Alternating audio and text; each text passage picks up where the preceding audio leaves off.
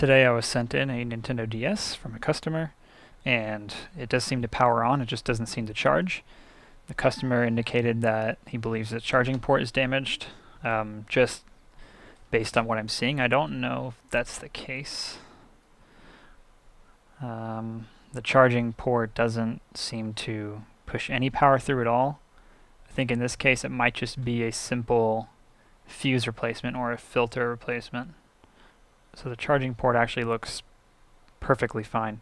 So let's go ahead and get the back cover off and we can do a quick test. So immediately I can see that this DS has been taken apart before. It wasn't reassembled correctly. Just noting that I noticed that this has been opened before. So let's take a look. I mean, the charging port itself still looks fine. So let's check this first fuse. This is our first point of contact. The fuse is fine. How about this filter? Let's go ahead and scratch it a little bit. Yeah, looks like we have our filter that's blown. So that's probably what's going on here.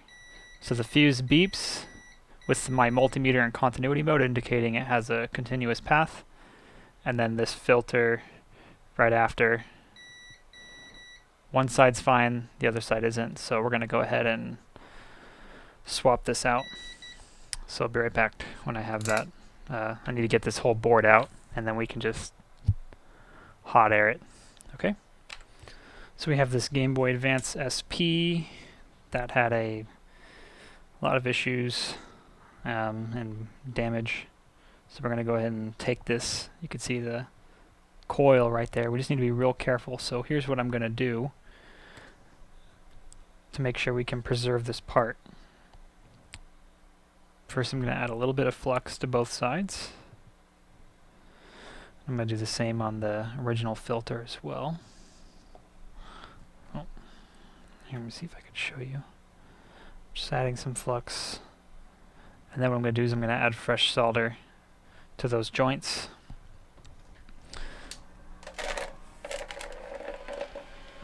That way the melting temperature will be a lot lower when we take it off. So I've got my iron heat up to 367.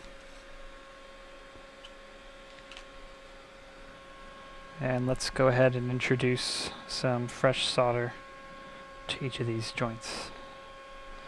And I have my fume extractor on full speed.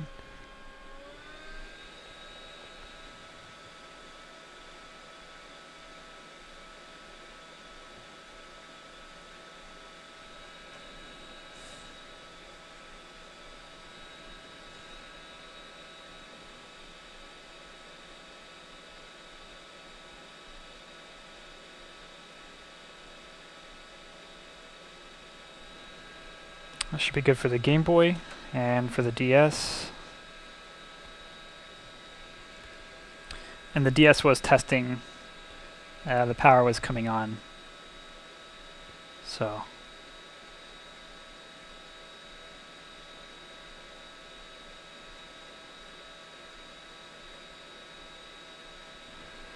you know, since I'm taking this one off, I'm almost wondering if I could just heat it up with my iron, just because I don't want to heat up the port. Since it looks fine, I just don't want to heat it up. This microscope's getting in my way.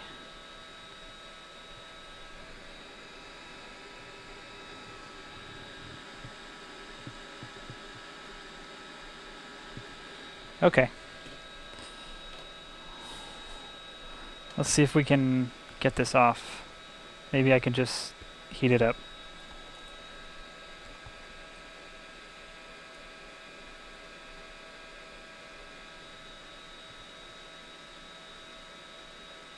Should actually heat it up from this side, because it'll heat up everything.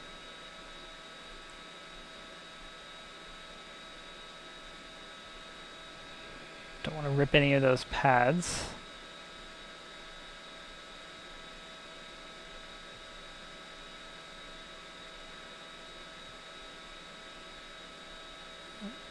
Definitely don't do this. That's fine.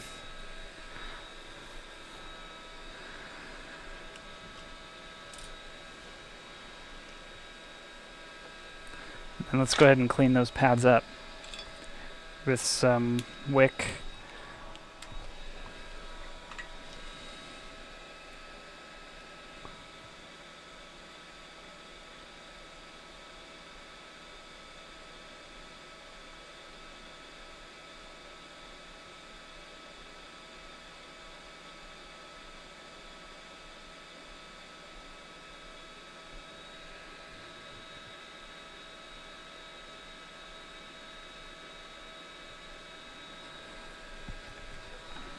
And then some fresh flux,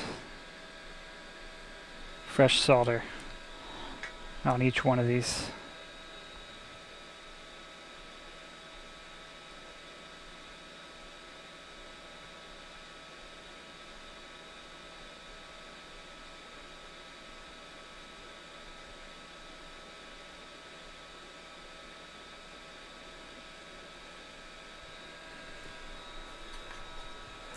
And let's clean it with some alcohol so it's nice and fresh. No old spent flex on it.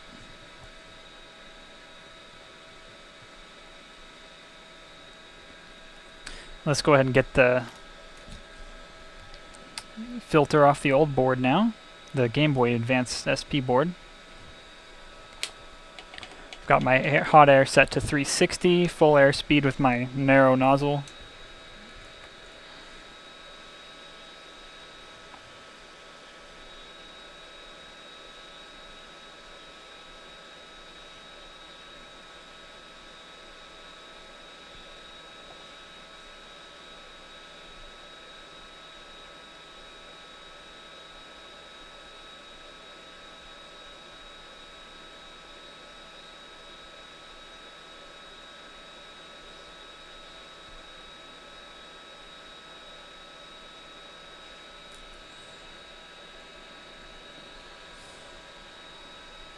Thank you, Game Boy.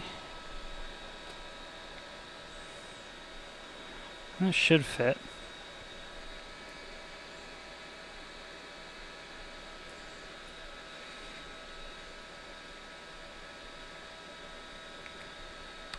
Let's see if I can position this in a way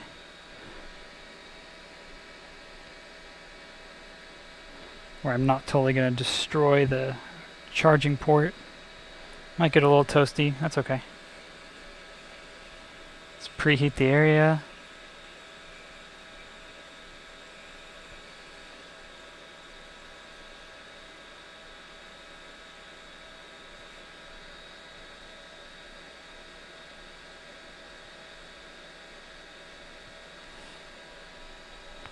And then real quick, let's go ahead and add some flux. And we'll just heat that up one more time.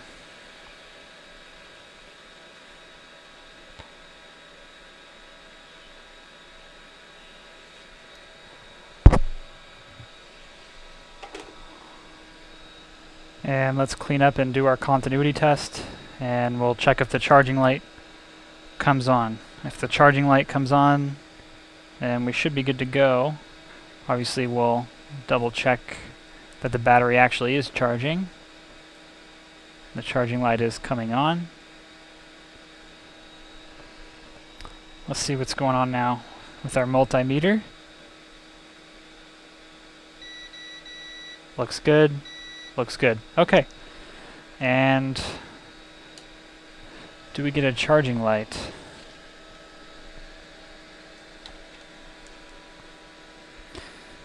Should see that orange light come on. And we do. It comes on and blinks off because there's no battery detected. So let's reassemble and do a final test.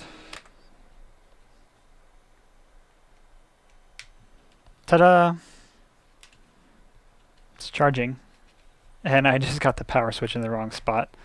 So let me fix that.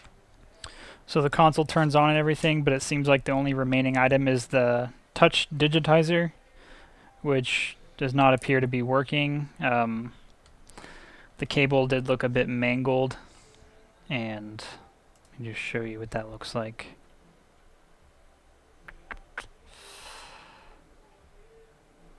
And sometimes there's not a lot you can do. If that gets bent too many times, you know, just like a wire or any other piece of metal, it'll snap. That'll break the trace. Let me see if I can actually just show you what that looks like. Let me be careful with this little notch. I'm going to take this cable out. It looked pretty well mangled.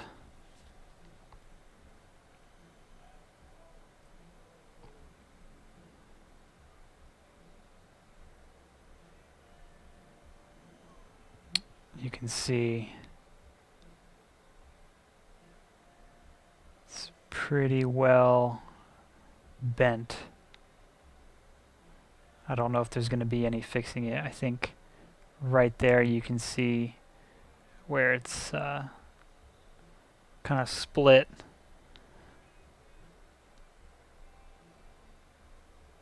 There you can see the break where it's broken. So that's toast. Unfortunately, there's not much I can do about that. I mean, I could try something, but it would be kind of experimental. You know, let's go ahead and try something. So here's what I'm thinking. I think what I want to do, so I just want to put a little bit of flux.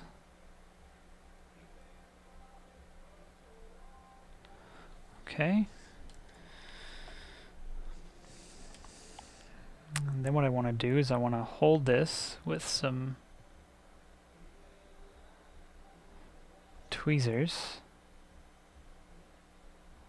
right at the end here. And I want to come in with some solder. Maybe it'll work, maybe it won't. But I won't know until I try.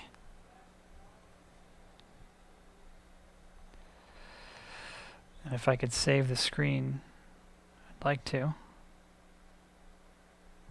Because it's just this ribbon.